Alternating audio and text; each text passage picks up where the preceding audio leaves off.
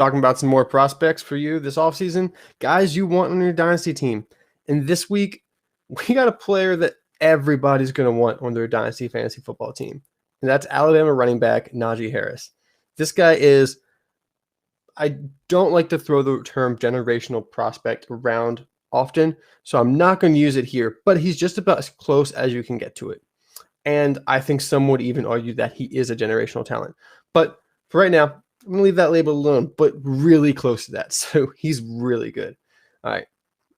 I mean, the stats. Let's just start with the stats, because coming into this year, this college football season, it was between Travis Etienne and Najee Harris for running back one of the class. And it's not even close anymore. I mean, Najee Harris ends his career as the all-time career touchdown leader for Alabama with 57, 46 on the ground and 11 through the air. And his 3,843 career rushing yards place him at the top of the school's history as well. So he's leaving one of the most storied football programs of all time in college football with records. So that production right there is at the highest level. And this year, he had almost 1,500 yards at 5.8 yards per carry and scored 26 touchdowns on the ground. Now, some people were like, okay, but how's his receiving ability? That's fine. Nixed all those haters. He had 43 receptions with 425 yards and 4 touchdowns this year. So he's an all-around running back. He's not someone who's limited to do just one thing. He's a 3-down running back for sure. No questions asked. So,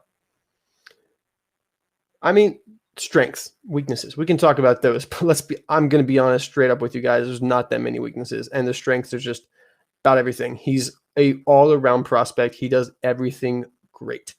But first of all, he's got incredible vision. Okay. He's smart enough to be able to manipulate linebackers with his head to be able to pick out holes. Now, obviously, that's a little bit easier when you have the Alabama offensive line in front of you, but he's still able to manipulate linebackers so that they go towards one hole and he can hit the other one. We're going to see that one, an example of this right here. He's going to come up and there's 2 holes, left or right. And he decides to go right, but he makes it look like he's going to start going left, getting the linebackers to run into the offensive lineman, opening up plenty of room for him to use his athleticism, which is not talked about enough. He has plenty of burst, as you'll see here, to get through the hole and make a big play happen.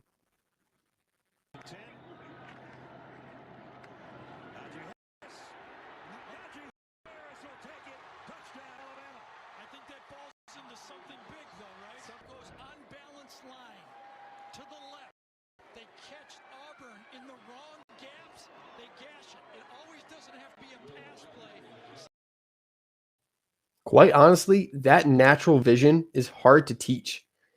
If you see it in the replay, he starts going left hard, and every single defender on the other side of the football was ready to go towards that hole. And then he takes one step to the right and has clear room all the way to the end zone. That you can't teach that quickly.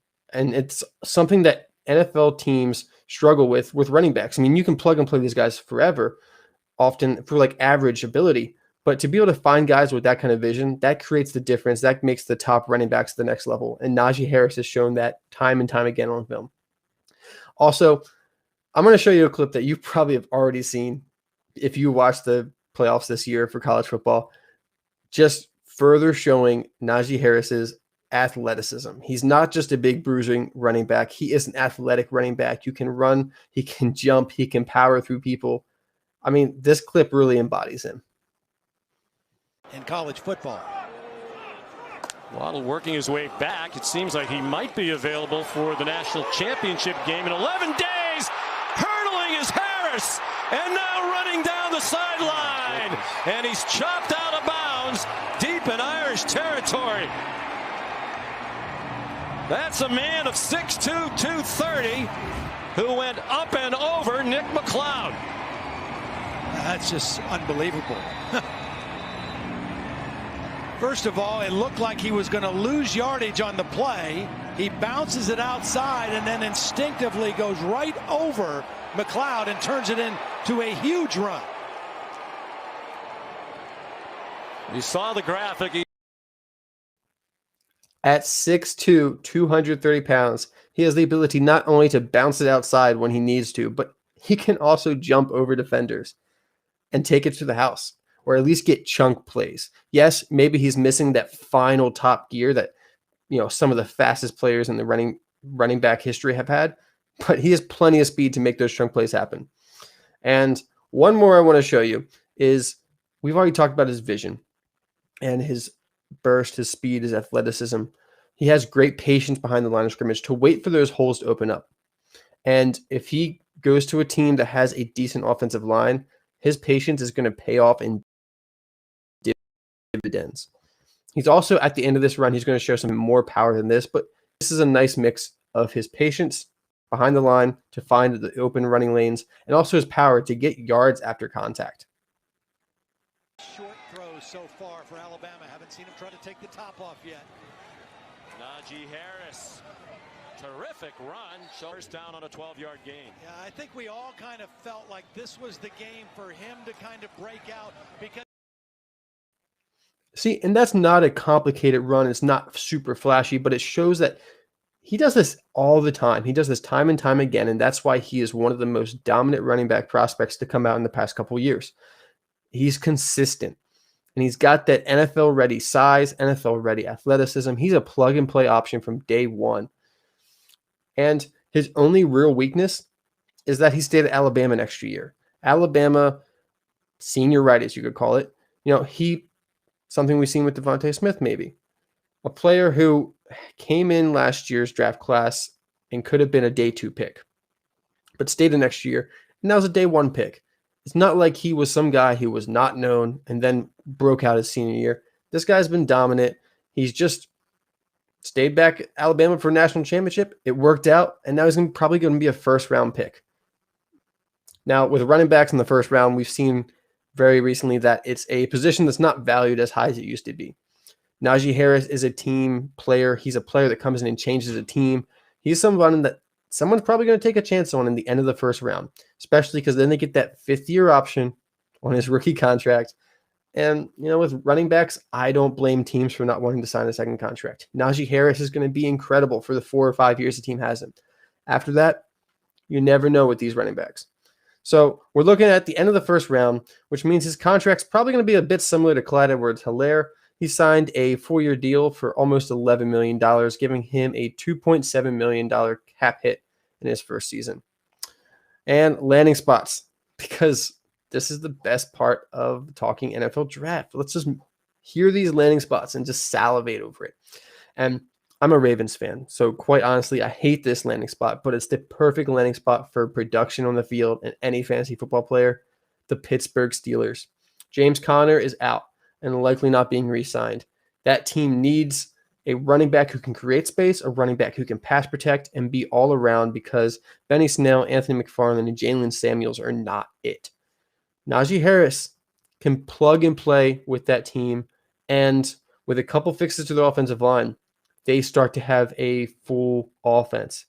The problem with the Steelers this year was that they became a short passing offense, and that's it. They were limited by their weapons and what they had on the offensive line. If they can fix the offensive line just a bit and then add Najee Harris behind, that offense becomes potent on all aspects and is going to be one to watch out. And another one that some people are talking about, but I think is a bit sneaky, I don't think many people are talking about, is the Buffalo Bills. Yes, they drafted Zach Moss last year and Devin Singletary the year before that. But I think it's for a team with Super Bowl aspirations, those guys aren't cutting it. Najee Harris is another plug-and-play player. That's what he is. He's going to go into that Bills team and just do the same thing I said with the Steelers. Make it go from one-dimensional to a full offense that can win the playoffs. To win in the playoffs, you have to be able to run the ball, unless you're Patrick Mahomes. So unless you have Patrick Mahomes, you got to find a running back who can run the ball. And the Bills need Najee Harris. They need someone of that level if they want to take that next step. So I think any team that's missing that running back but is already in a situation where they're shooting for the Super Bowl for good runs in the playoffs, Najee Harris becomes an immediate impact player for those teams. And that's all I got on Najee Harris today. He is my running back one for this draft class by far. He is incredible. He deserves to be a first-round talent and should be one of your first picks in your rookie drafts, even in your startups this season. Najee Harris, he's going to have a great career. So that's all I got. You can follow me at Nate NFL for more information on these guys. I'm putting out a lot of content this offseason, and you can follow my podcast that I co-host called Dynasty Rewind. You can find it at Dynasty Rewind. Of course, check out the article here at Dynasty_owner for Twitter. And of course, the Dynasty Owner website and everything we're doing with our YouTube. It's incredible. This is the best platform for fantasy football if you want the challenge of being an actual GM. Nothing better than this. Till next time.